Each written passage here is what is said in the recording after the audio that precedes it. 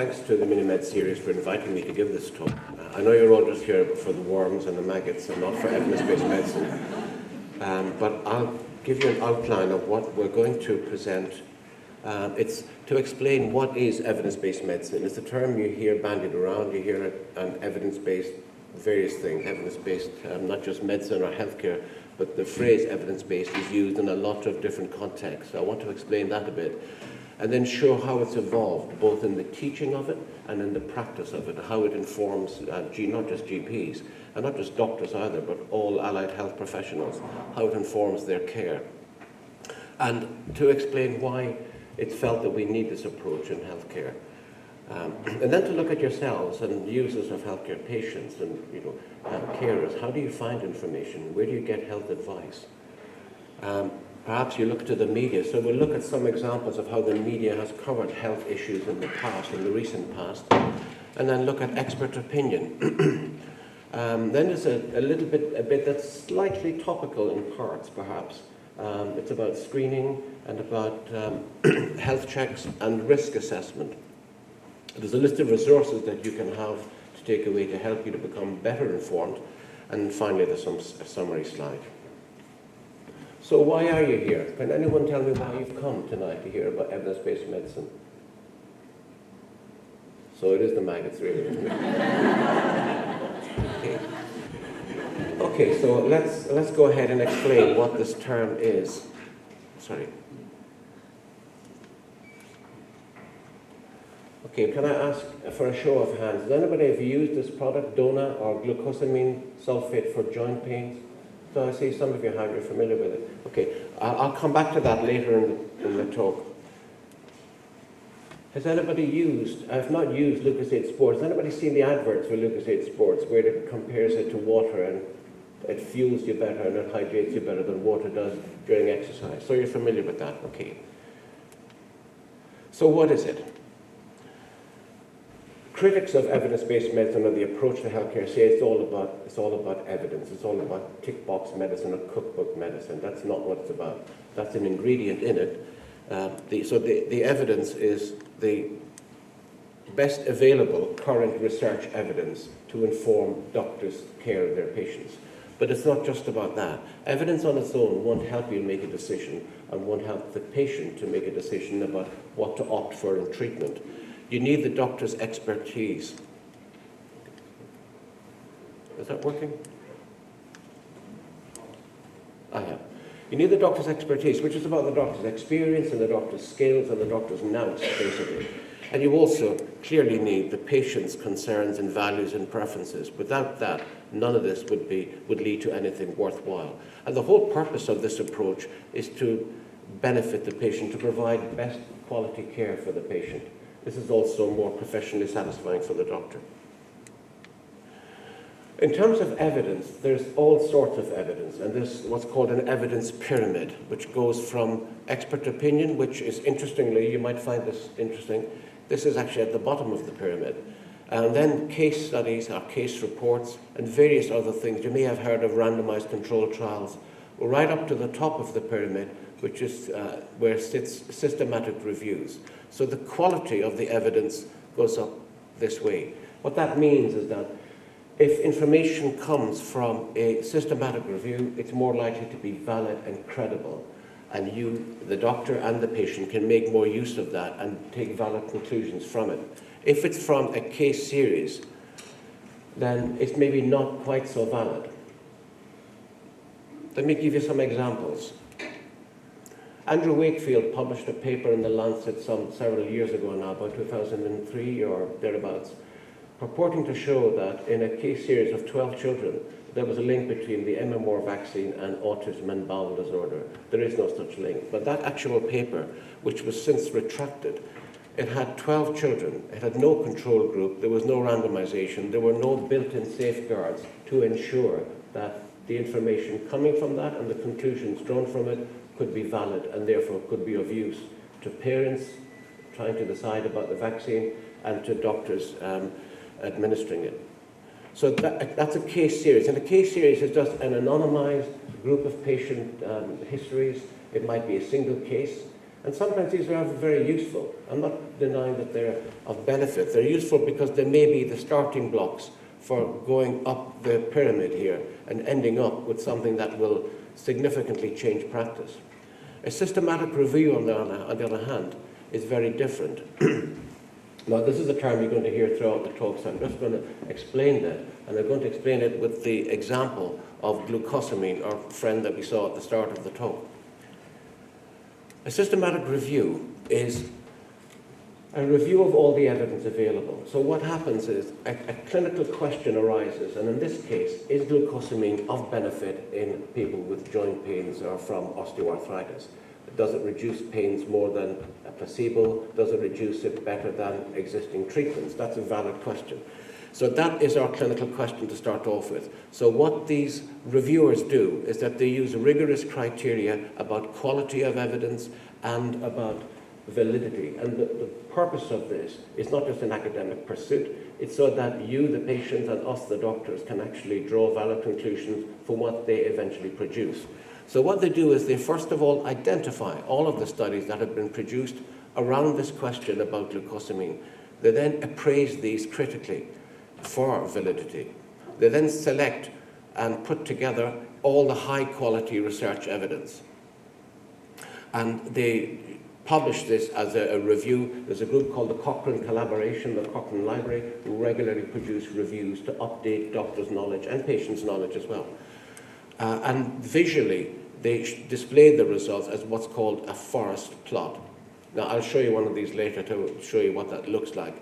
And then there's the number crunching or the analytical work, the quantitative analysis, and that's called a meta-analysis. Okay. Are you with me so far? Yes. Okay. So how did it evolve?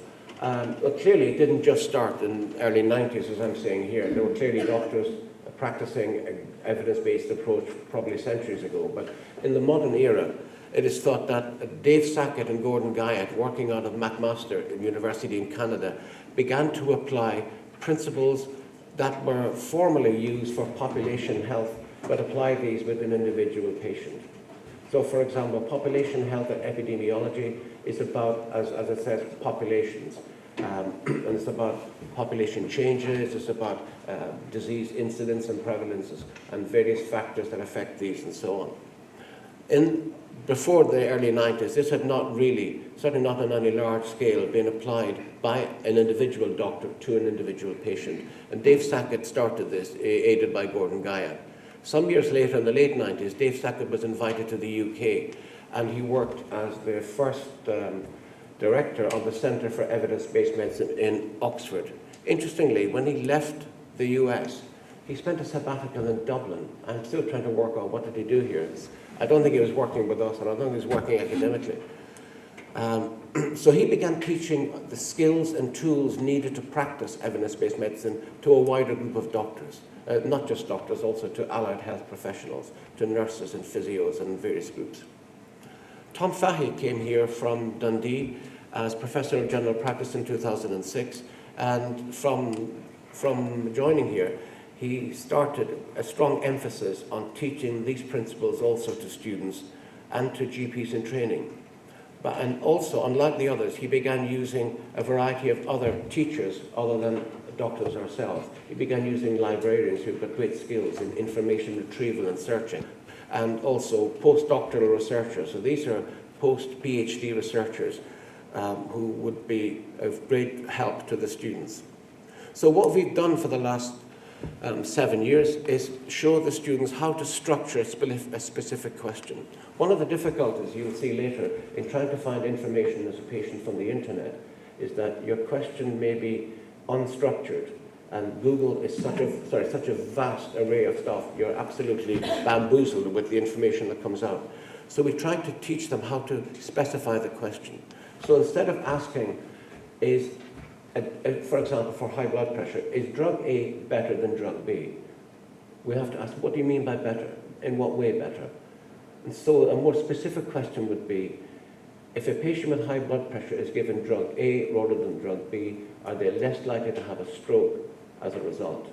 If they're no more likely, then drug A is no better than drug B. But that's a specific question. We then show them how to search the published research online to find information to answer that question, how to then critically appraise it, and then how to use that in a consultation. And in the examples originally set by Dave Sackett, there are parts of the world, the US, the UK, and parts of Ireland, where doctors do this in real time during consultations. The other thing that Tom Fahey set up was the Centre for Primary Care Research here at RCSI, the Health Research Board, or HRB Centre.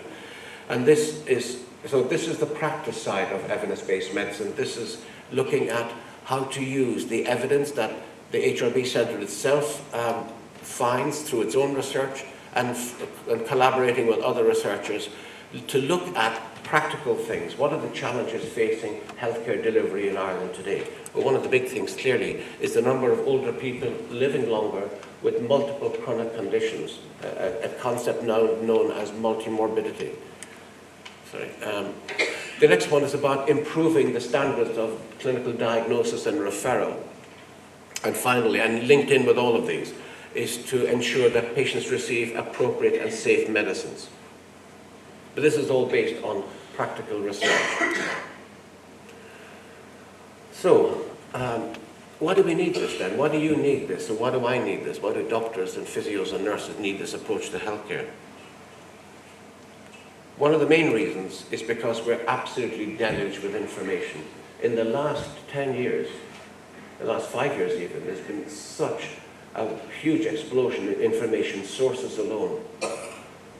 Who checks their email at least once a day? Come on, tell the truth. Come on. Okay. Who checks Twitter? Who's on Twitter? Who's got a Twitter account? Who's got a Facebook page, a Facebook account? You see? Nobody waits for the newspapers anymore. So we're deluged with stuff. So we have to find a way to filter that, because we just haven't got the time to deal with all of this. So there are three main problems. That's one of them, is the amount of stuff that we have to deal with. And it's reckoned that your average GP has to spend between 20 and 22 hours or thereabouts simply appraising. Now, not reading, not skimming through, not browsing, checking the contents and then leaving it. No, critically appraising. That's hard work. That's impossible. It can't be done. The next thing is, because of pressures of time, we may not answer questions that arise. Now, they may not be questions that come from yourselves as patients, but questions that arise within our own minds about the consultation that's ongoing at that time. Now, let me give you some examples of these. Common thing. This is a bit like the structured question the thing I told you earlier on. So instead of saying, is Zyban or bupropion better than nicotine replacement therapy, N or T, a specific question would be, does it lead to greater quit rates at, say, 6 months than N or T? Or a question of diagnosis. If a young woman has recurrent cystitis, when she has it the next time, is her self-diagnosis or self-labeling as good as a urine culture in a laboratory? That's a good question, because that saves everybody, if that is true, and it appears to be so, because they seem to have a diagnostic accuracy of about 86%, that saves everybody a lot of time. It's a very effective use of evidence here. And then if somebody has shingles on their face, they commonly will get a neuralgia, which is quite a severe pain afterwards. And an obvious question about outcome that a patient may ask a doctor is, how long will this last, doctor? So these are the kind of questions, and there's other ones, questions about harm and questions about efficacy and so on. And the other problem we have is that even though something has been proven to be the case, so the evidence is profound, it takes a long time before that translates into practice, before we doctors start doing this. The average delay, they reckon, is about 17 years, but you'll see in a moment it can take up to 50 years. That's quite staggering. So can we overcome these?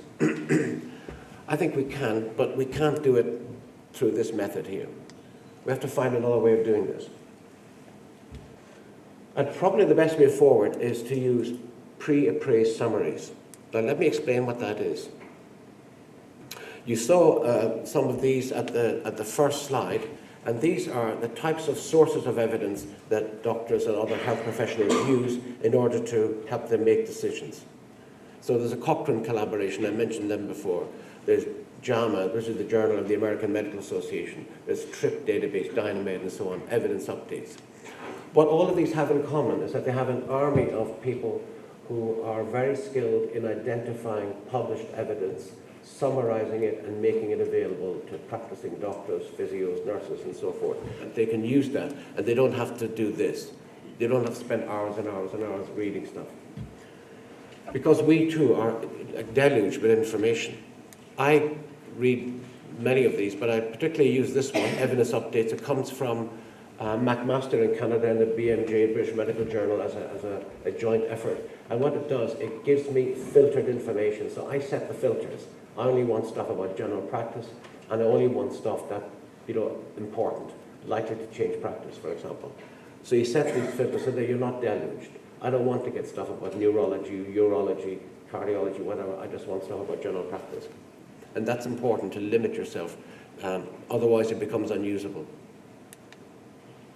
So what about you then? This is what I do. What do you do? How do you get information about healthcare? Well, it might surprise some doctors that actually you don't come to doctors for this primarily. You actually go elsewhere to begin with. The first people you ask are probably your family. If you're a teenager, maybe your mum or dad, or your sister. If she's older, you might ask her a question about something. Or you might ask your friends and neighbours. There's always one particular neighbour who's known to be the chief local health guesser, who provides everybody with information that's invariably incorrect. Or you might ask work colleagues. And depending on the problem, you could ask a whole range of people. Now you can see with a motley crew like this three bunch up here, that people then turn to good old Google and Wikipedia. The difficulty with that is the filtering. How do you filter the information? The information on Google itself isn't structured in the way that I've described about medical information in terms of a hierarchy of evidence. It's done through advertising and it's ranked that way. So if you get 45 million hits, you just take the first one and the hell with the rest of them. And that's what happens. And it becomes a bit like this. And it's just impossible. So you're as likely, when you put a thing into Google, just there Google itself, to get wrong information as right information. Now, I'm specifically referring to healthcare issues here. I'm not talking about football results or whatever else, but simply about these.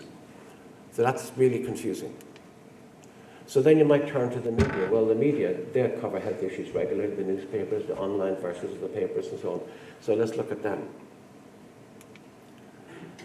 Now, what we're about to see is not a tirade against the Daily Mail. Can I just say that in advance? Okay. There just happen to be the 3 or 4 examples I found. But the Daily Mail is quite well known for its scary headlines. If you put in a search on, again, Google, about scary health stories, the Mail comes right up there.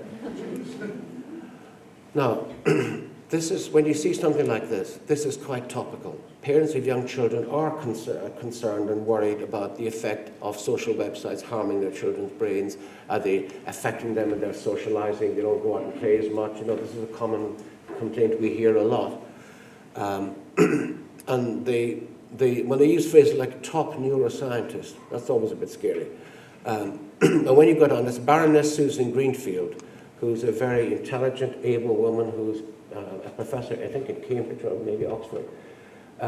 But on this particular issue, she's provided absolutely no evidence for this whatsoever.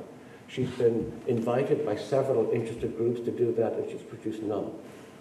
But this, coming from the Daily Mail, is far more impressive than a headline in a journal title that says, so far there is no evidence that these websites harm children's brains. That will be read by a select few neurologists, psychiatrists, psychologists, doctors, whatever, but it won't be seen by the general public. And that leaves a lasting impression. In actual fact, we don't know yet if because there is no evidence. We don't know. It could turn out that they are harming children's brains, or it could turn out that they're not. We just don't know. So it's unwise for somebody in a position like this to say this. The next one, there we are. At a time when we're trying to propose sensible drinking patterns, minimum unit pricing, the Mail comes up with this. Have a pint, don't bother with the coffee. Now, if you were to look down at this, look through this, what you'd find is that this was done in mouse cells. It was the end of the strands of DNA, this basis of sort of everything we are, really. I can't get that up here. And these ends are called telomeres. They're the ends of the DNA strands. And it's known that they get shorter as you age, and there's probably a link between one and the other. So they basically made extracts of caffeine and put them into some of these preparations, and they found they got shorter and alcohol lengthened them. So there we are. Not a single human was involved in this so-called research. But that's a very powerful headline. I mentioned Andrew Wakefield before, and sadly what he did with that unstructured study of 12 children was to completely put back the vaccination of so many other children, both here and in Britain and elsewhere. And he's probably led to the re-emergence of we've had measles epidemics, mini epidemics in this country and elsewhere. Melanie Phillips came to his aid and basically championed him, another Daily Mail writer obviously, as basically he was fighting the establishment and so on. In fact, if you read the truth about that study, it's very murky how that study was conducted. And it's not just the Daily Mail here, I have to say, as a regular Private Eye reader, Private Eye also got this badly wrong and really got this spectacularly wrong. So the media also had a huge part in the rise of measles and the fall-off in measles vaccination. Now here's the classic Daily Mail story. This is actually when Mary Harney was Minister for Health. In the same week, in their two editions, the UK edition and the Irish edition, the Mail mounted a campaign against the vital cancer vaccine for girls in the UK, while they supported it here because at that time Mary Harney had delayed the introduction of this thing. So, you know, they're not believable. So when you see stuff like this, this is how you end up. All of these things, all of the above, okay? So what do you do then? Then you turn to experts, because experts have all the answers. Now, what I'm about to say is not shocking, but just I want to just preface it by saying, I'm not saying all experts are bad. I'm not saying all expert opinion is bad. All I'm saying is that if we set somebody up to be an expert, we are potentially allowing ourselves to be guided in the wrong direction. So let me give just two examples of this. And I'm not saying that Bernard Lown was a bad man. In fact, he's a very good man. He did a lot of work against nuclear war after he retired as a cardiologist. But in this particular instance, in the 1970s, he led a lot of American doctors down the wrong path. In the 1970s, heart attack was the biggest cause of death in the US. And it was known that most people who died following a heart attack, they died suddenly. And it was also known that sudden death is usually due to a rhythm disturbance in your heart. It was also known that flecainide, a drug that's used to treat rhythm disorders, could abolish these rhythm disturbances, especially the fatal and near-fatal ones. So Bernard Lown said that, see, this wasn't based on evidence, this is based on consensus or opinion. And he said that, doesn't it make sense that everybody who comes into our coronary care unit has a heart attack should be given this drug? And everybody agreed with that. Unfortunately, they didn't look at outcomes. Now, let me talk you through this over here. So effectively they had a trial which compared placebo or no drug to the active drug flecainide in patients with heart attack. So at the start, this is what's called, the percentage alive down here, and this is time along this axis. So clearly at the outset there was 100% of both groups alive, and as the time goes on you'll see the curves separate. The blue curve is the placebo and the red curve is the flecainide. And they separate out quite early. They didn't look at this till about 500 days, so they were a year and a half, almost 2 years. And what they found shocked them. Actually, the people getting the good drug, the effective drug, were dying far more commonly than those who weren't getting it. But you see, this sounded very good, and it does sound sensible because people do die suddenly after heart attacks. People who die suddenly do die of these rhythm disturbances, and flecainide does abolish them. That's true. But until you do a prospective or forward-looking study and see what the outcomes are, you might be doing more harm than good. Second example is this guy here. Well, that's not him, actually, that's one of the babies. It's Benjamin Spock, not the guy with the pointy ears, the other guy. Now, there might be people here who are Spock babies, if you pardon that phrase. So he was very powerful. He appealed to mothers particularly. He was a very influential man. And you can see this is a long time ago, even the baby has a comb over. But But look down here, he'd already sold 19 million copies of that book this is the second edition in 1956. That's a multi-million-dollar industry. So let me show you the time course of what happened. So when he, first of all, gave an opinion on this, he actually gave the opinion that would ultimately prove to be correct. For some reason, I'm not sure why, I've tried to find out this, I can't find out yet. He changed his mind, and in the second edition in 56, he decided that babies should sleep face down. So this is all about baby position of sleeping and its relationship to potential cot death. Now, I'm sorry if anybody here has been affected by this in the past, but it's an important issue to review. Now, there were studies along the way that suggested, no, that this wasn't right. But it wasn't until eventually, in the early 2000s, this is what I meant earlier on when I said it can take up to 50 years to change policy and change practice. This was 2004 or 5, and this was from 1956. So it took all that time before now it's well established now. You have the back to sleep campaigns, and we know that babies should sleep on their backs. But this systematic review, I mentioned that phrase before. Let me show you now what a forest plot is and what a systematic review is. So I'll explain this to you. This is a graph, and what it shows is a list of names here. These are the authors of each of these studies, and they're all dated from 1965 down to 2003. Forget the figures in the middle.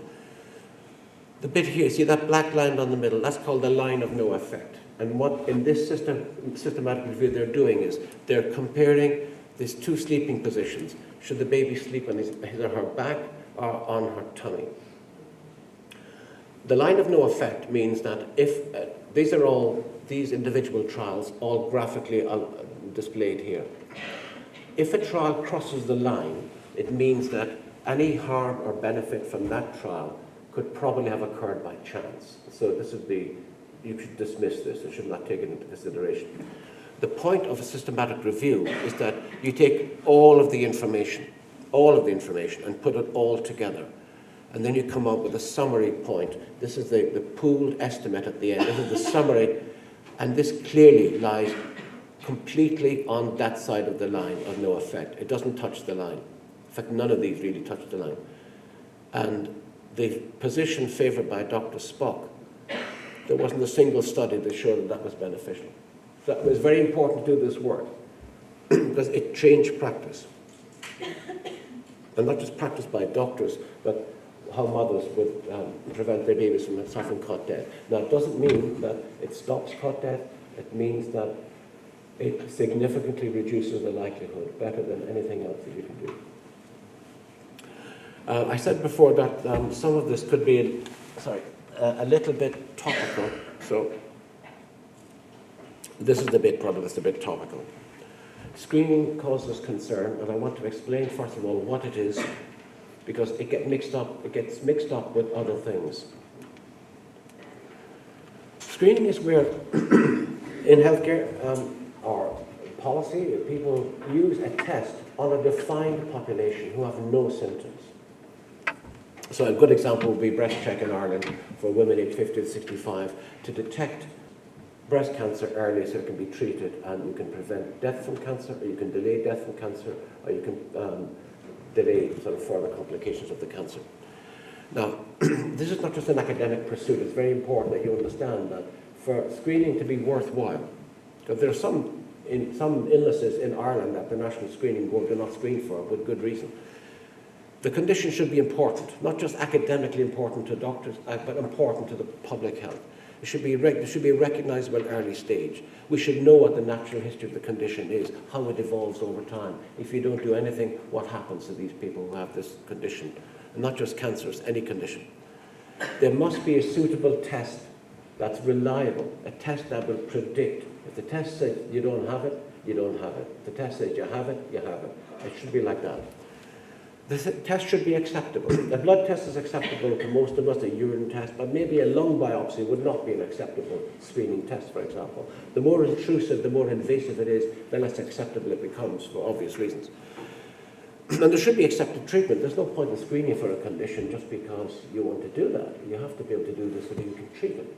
There's no point in screening and then identifying people with an illness, and you can't influence that. You can't reduce their death rate. You can't prolong their survival. That would be unethical and completely wrong to do that. And facilities must be available, so you can't just, think up some harebrained scheme and say, okay, let's go off and screen for this. You have to have facilities available for diagnosis, for treatment and follow-up and so on, for those people you identify. But screening is sold everywhere. You've all heard adverts on the radio, on the TV, you see them in the newspapers, online, adverts for get your screen. If you put a screening check or private health screen into Google, you'll be absolutely, again, bamboozled with the range of things that are available. And every so often you'll see a celebrity who will attribute the rest of her life, or his life, to that screening test you had done or he had done. But it's very unusual to hear about people who are harmed by screening. You don't see that in the media. And there's often very emotionally charged stories in popular magazines that, unfortunately, and although they're very distressing and one would feel sympathy, without doubt, they are wholly unrepresentative of the whole body of the population out there.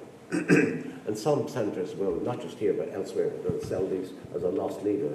They'll give it to you free the first time round. Or your employer will pay for it. So if it's free, then it must be good. And you don't even question it. There's an inbuilt thing, but it must be safe as well.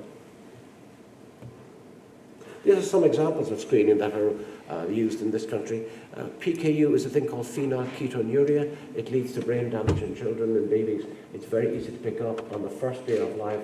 I've done this. I worked in a special care baby unit many years ago. You do a little heel prick test on the baby's foot, and there's a little blotting paper test, and you find out instantly if they have or don't have it. If they have it, you can then start them immediately on a diet which is free of the substance that leads to the problems from an amino acid called phenylalanine. Cervical cancer screening is a very effective screening program. You can find precancerous changes or changes that could become precancerous, and you can intervene and stop these progressing. So that's important. And that sort of fulfills the attributes I said. A screening test, it must be widely available, it must be reliable, and you must be able to do something on the basis of the results you get. There's no point in doing it if you can't do that. You can do all that with cervical cancer screening. High blood pressure screening is very important because you can control blood pressure with drugs, a diet, or a mixture. And the purpose of treating blood pressure is not to keep us in business, it's to actually reduce stroke, because it definitely does that, reduce kidney failure, it definitely does that, and reducing heart failure. So it does all three if it's well controlled. The other three, however, are a different kettle of fish, and I want to go through these in detail. But before I do that, can I just say, screening is not diagnosis. You will hear or read in the media of somebody, a woman, for example, who's had, and particularly a high-profile media personality, who's had a breast lump or a nipple discharge, and then goes to a doctor and so on. That's diagnosis. She already has features. That's not screening. That's very different. And the threshold for picking up something abnormal is much higher. The likelihood of picking up something abnormal is much higher in somebody who has symptoms. So if somebody, for example, has slight weakness in the arm, very temporary, and then they go to a doctor, they don't go to the hospital, they go to a GP, they get the blood pressure checked, and they found to have raised blood pressure. That's not screening, that's diagnosis. That's really important to understand the difference between screening and diagnosis. Screening is where people have no symptoms whatsoever. So let's look at and give you an example of how screening works. When you get blood tests done, or any kind of a test, you assume that if your GP says the results are normal, that you don't have the condition. I'm not saying this to frighten everybody, but in reality, there are, I'll show you on the slide, it's not a 100% relationship. It's not yes or no. That's what I'll say at the moment. Let's look through the slide and you'll see. So we have this putative population in a small town of 1,000 adults. And you're looking for a condition as a 1% prevalence, so it affects 1% of the general population.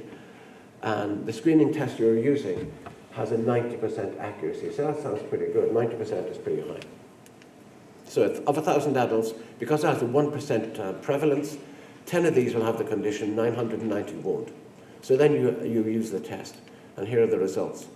So because it has a 90% accuracy, of the 10 who have the disease, 9 of them will test positive, but 1 of them will test negative.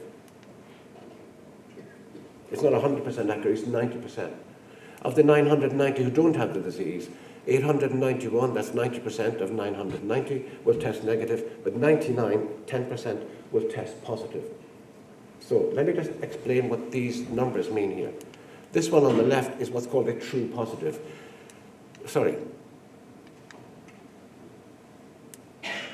You have the disease and the test is positive. The next one is a false negative. You actually have the disease, but the test is negative. So you may get a false sense of reassurance here that you don't have anything wrong with you. Similarly, this is a true negative because you have no disease and the test is negative, and this one here is a false positive because you don't have the disease, but the test says you do. So out of these 1,000 people, 100 have been potentially harmed by this. That's a worry about screening. Screening, we assume, the general public assumes, and many doctors have assumed, that screening is good, and screening is good in some examples. Examples I've given, it's very good, but in other examples it may not be quite so good. Prostate cancer is a good example. Prostate cancer is not screened for in this country for good reason. The test called PSA is a blood test, and some of you may have had this. Hopefully it was only men. Prostate cancer is an important cancer to screen for because it's the second highest cancer in men, particularly outside of lung cancer. So it's a big cancer. And it comes in two main forms: an aggressive form, which is very rapidly spreading and may lead to early death untreated, and a slow-growing form, which very rarely endangers health or causes death. So many older men, especially men in their 70s and 80s and so on, who die with a prostate cancer and not because of it. So ideally, a screening test should be able to detect this one from that one. Unfortunately, this isn't it. This can't do that. And the person who actually devised this test, Richard Evelyn, has called for its abolition. The other problem is that if you have a positive tests they beget other tests. If you have a positive test, you have a biopsy. And a prostate biopsy is not without risk. If you have a biopsy that shows a cancer, you may not know, or the pathologist may not know, whether this is likely to be a slow-growing cancer or a rapidly growing cancer, so they offer you treatment. And you take the treatment because you don't know, you take the treatment. Now, all of these things can cause you problems that you may not have had beforehand, before you were screened. You may become incontinent or be impotent from the surgery. You may develop chronic diarrhea from radiotherapy, and the biopsy can also cause continence problems. So that's a big price to pay if you were one of those cancers rather than one of those. If you're one of those cancers, these are you worth paying. You might weigh up the pros and cons and say, okay, I'll accept the risk of that because this is a rapidly progressive, aggressive cancer. So does it save lives if you screen? Well, apparently it doesn't. This is a 20-year study. It's a long study going over 20 years, looking at men who were screened and men who weren't. And what they found was that there was no difference in the death rate between those who were screened and those who weren't. But there probably was, they reckon, people who are overdiagnosed and treated and may not have needed it because they would have had the less aggressive cancer. Breast cancer screening has become increasingly controversial. I'm not sure if you're aware of this. But there's been, is anybody aware of that? Can I have a show of hands if you're aware of the controversy surrounding breast cancer screening? Yeah, it's become quite controversial for similar reasons to the prostate cancer story. And the reason is that for every woman that has her life prolonged through not dying from breast cancer, and that's clearly a very good thing, 10 who wouldn't have been diagnosed without the screening are then diagnosed and told they have breast cancer and are treated unnecessarily. And these may be small cancers that may not progress and may not cause any problem, and certainly may not cause death or threaten your life. And then over 200 women will experience distress, often lasting for months because of false positive findings. So it's very important that women are up to date on the best available evidence. This is where the evidence does come in, because it's very important making a decision. Clearly, this is a monumental decision to make.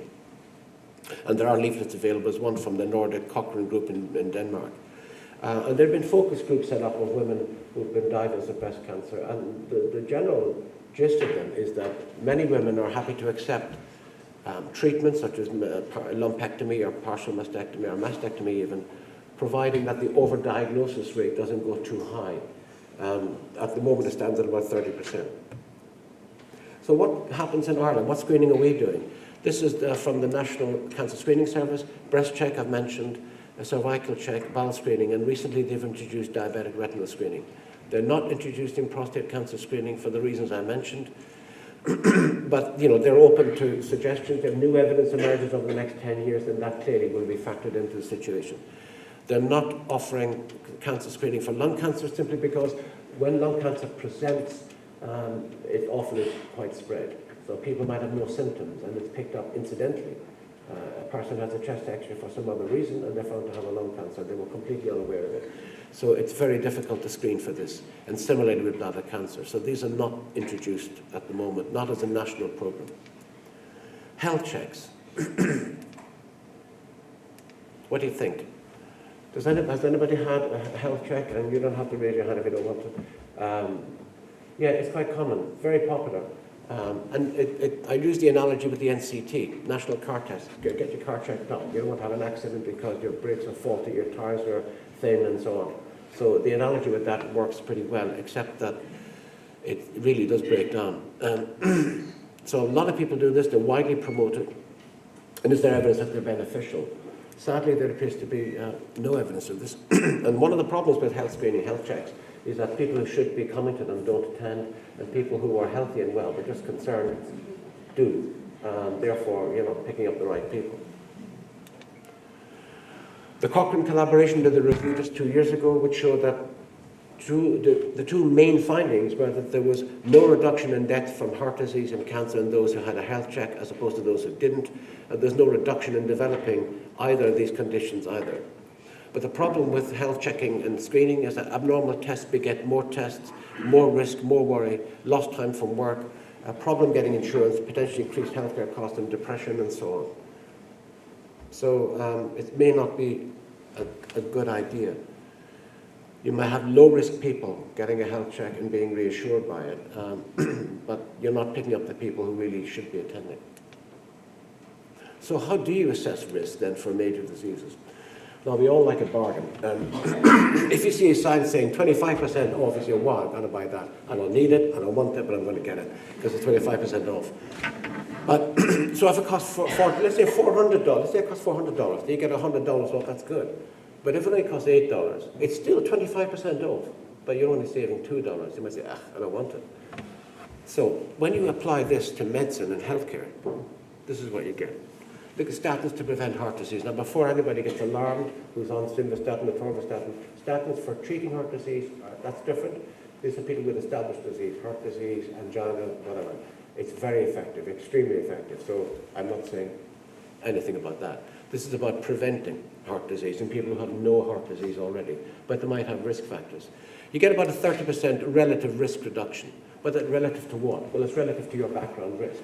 So if your background risk is like this chap who smokes, he's extremely obese and clearly sedentary, or this guy who looks fit, he's out running, exercising, non-smoker, non-diabetic and so on, clearly his baseline risk is very low, his baseline risk is much higher.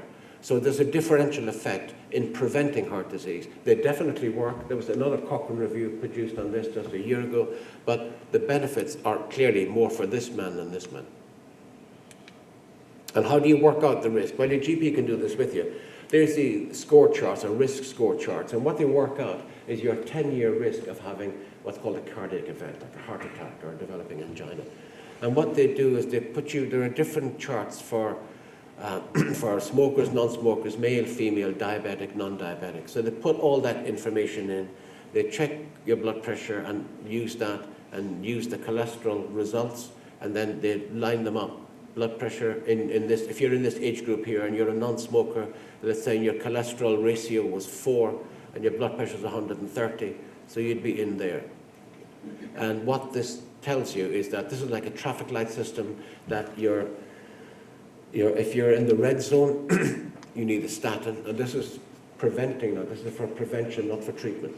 You need a statin to prevent developing, but if you're in the amber or the green zones, if you're down here, here, or here, you don't need it. But you probably would need your cholesterol checked every so often, but you don't need a statin if you're in the green zones.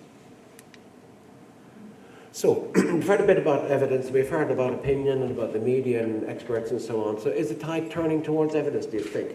If it is, it's happening very slowly, but perhaps it is. But let me just pose you this question.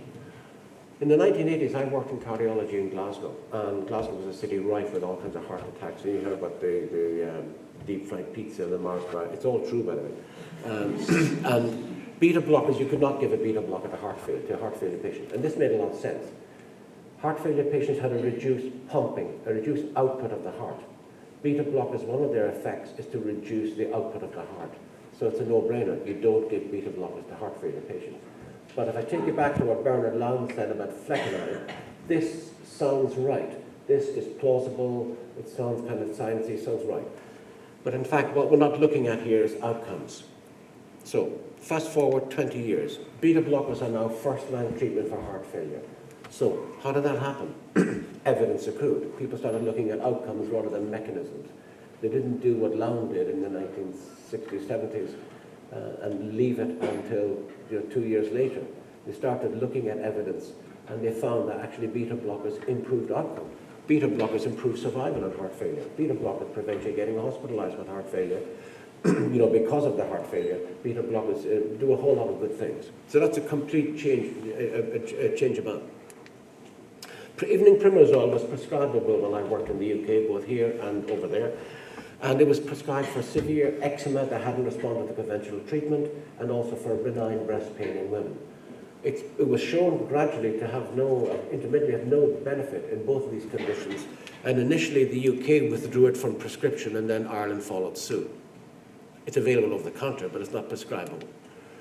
Glucosamine, remember our old friend glucosamine? The review was done here at RCSI by my colleague Rose Galvin and her colleagues in the HRB Centre. And they looked at, this is just around the time that glucosamine was being removed from prescription. It's still available in health food stores.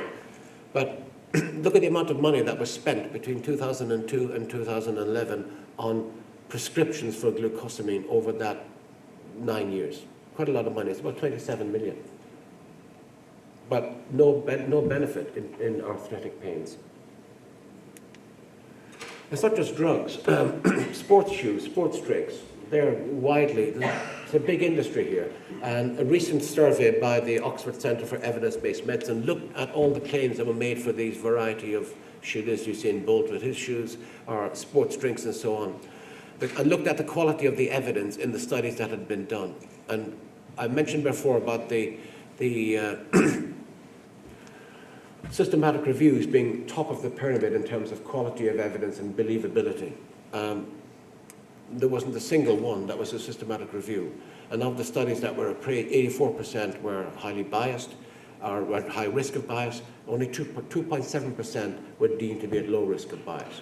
This is a major multi-billion-dollar industry.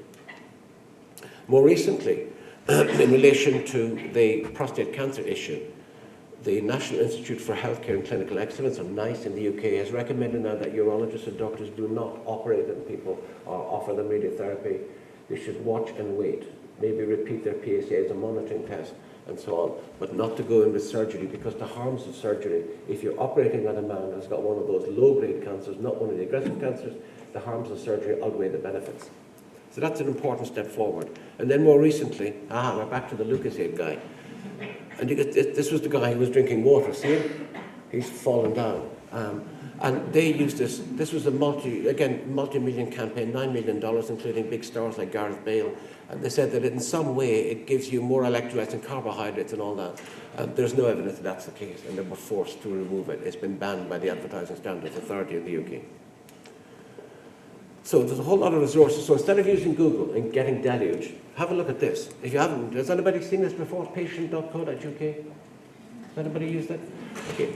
It's very effective. It's reliable, updated regularly. There's a whole lot of other things that I'll give you a link to later on. And these are all available free, apart from the last one. So a key message are evidence-based practice is not just about evidence. Evidence alone doesn't make the decision, the healthcare decision, for you or for your doctor.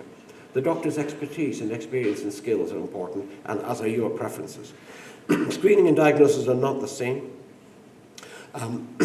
Screening for some cancers has a definite downside that we're now becoming aware of and making changes in relation to the screening process.